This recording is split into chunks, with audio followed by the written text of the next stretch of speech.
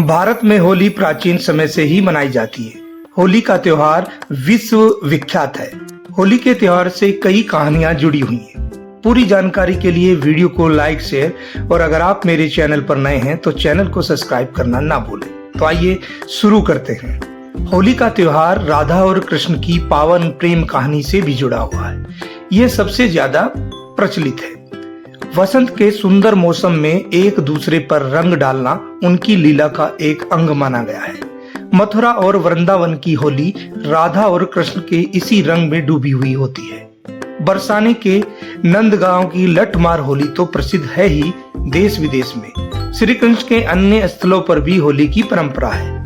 यह भी माना गया है कि भक्ति में डूबे जिज्ञासुओं का रंग बाह्य रंगों से नहीं खेला जाता। रंग खेला जाता है भगवान राम का। रंग खेला जाता है सद्भावना बढ़ाने के लिए। रंग होता है प्रेम का, रंग होता है भाव का, भक्ति का, विश्वास का। होली उत्सव पर जलाई जाती है अहंकार की। होली से जुड़ी शिव, पार्वती और कामदेव की कहानी। शिव और पार्वती से संबंधित एक कथा के अनुसार हिमालय पुत्री पार्वती चाहती थी कि उनका विवाह भगवान शिव से हो जाए, पर शिव जी अपनी तपस्या में लीन थे। कामदेव पार्वती की सहायता को आए। उन्होंने पुष्पबाण चलाया और भगवान शिव की तपस्या भंग हो गई।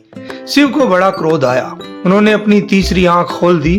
उनके क्रोध की ज्वाला में कामदेव का शरीर भस्म हो गया। फिर शिव जी ने पार्वती को देखा। पार्वती की आराधना सफल हुई और शिव जी ने उन्हें अपनी पत्नी के रूप में स्वीकार कर लिया।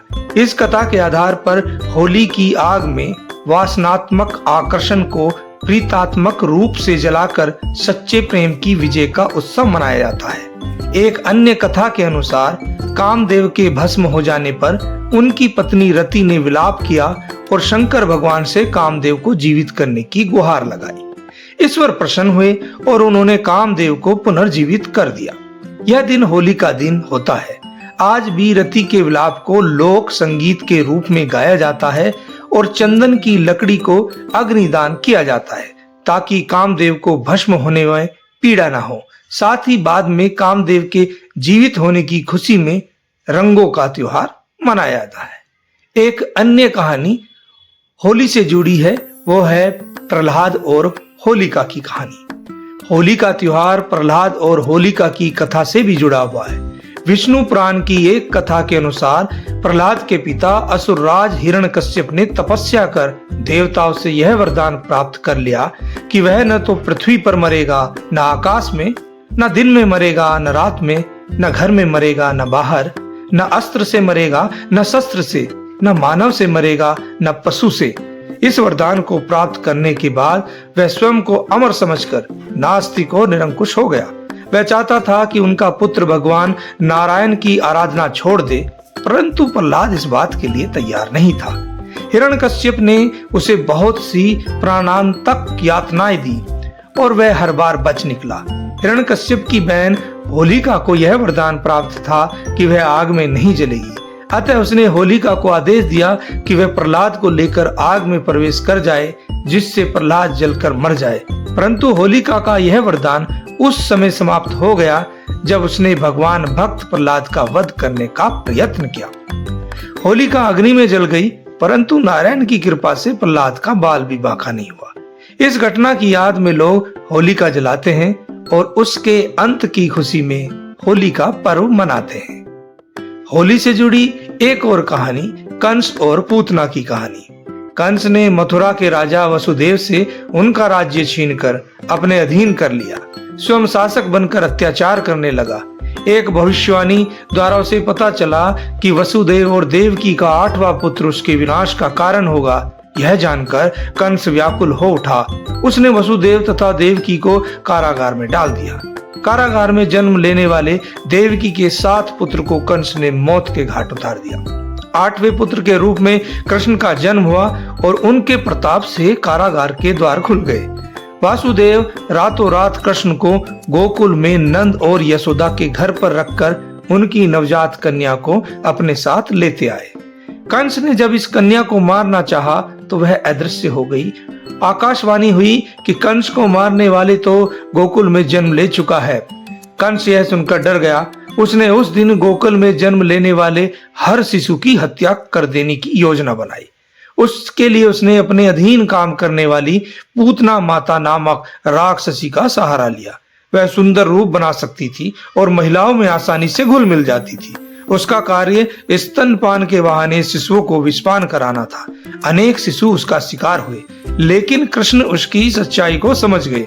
उन्होंने पूतना का वध कर दिया। यह फाल्गुन पूर्णिमा का दिन था, अतः पूतना वध की खुशी में भी होली मनाई जाने लगी। एक और कहानी होली से जुड़ी है, वह है राक्षसी ढूंढी की कहानी। राजा पृथु के समय ढूंढी नामक एक कुटिल राक्षसी थी। वह छोटे बच्चों को खा जाती थी। अनेक प्रकार के जप तप से उसने बहुत से देवताओं को प्रश्न करके वरदान प्राप्त कर लिया कि कोई भी देवता मानव अस्त्र या शस्त्र से उसे नहीं मार सकेगा, ना ही उस पर सर्दी, गर्मी और वर्षा का कोई असर होगा। इस वरदान के बाद उसका अत्याचार बढ़ गया, क्योंकि उसको मारना असंभव था। लेकिन शिव के एक शाप के कारण बच्चों की शरारतों से वे मुक्त नहीं थी। राजा पृथु ने ढूंढी के अत्याचारों से तंग आकर राज पुरोहित से उसका छुटकारा पाने का उपाय पूछा। पुरोहित ने कहा कि यदि फाल्गुन मास की पूर्णिमा के दिन, जब न अधिक सर्दी होगी और न गर्मी, सब बच्चे एक एक लकड़ी लेकर अपने घर से निकले, उसे एक जगह पर रखें और घास फूस रख कर जला दे। ऊंचे स्वर में तालियां बजाते हुए मंत्र पढ़ें और अग्नि की प्रदक्षिणा करें। जोर जोर से हंसें, गाएं, चिल्लाएं और शोर करें तो राक्षसी मर जाएगी। पुरोहित की सलाह का पालन किया गया और जब ढूंढी इतने सारे बच्चों को देखकर अग्नि के समीप आई तो बच्चों ने एक समूह बनाकर नगाड़े बजाते हुए ढूंढी को घेरा। धूल और कीचड़ फेंकते हुए उसको शोरगुल करते हुए नगर के बाहर खदेड़ दिया। कहते हैं इसी परंपरा का पालन करते हुए आज भी होली पर बच्चे शोरगुल और गाना बजाना करते हैं। ऐसी ही और जानकारी के लिए वीडियो को लाइक और शेयर, और अगर आप मेरे चैनल पर नए हैं तो चैनल को सब्सक्राइब करना ना भूलें। तो गुड बाय दोस्तों, अगली वीडियो तक के लिए जय हिंद, जय भारत।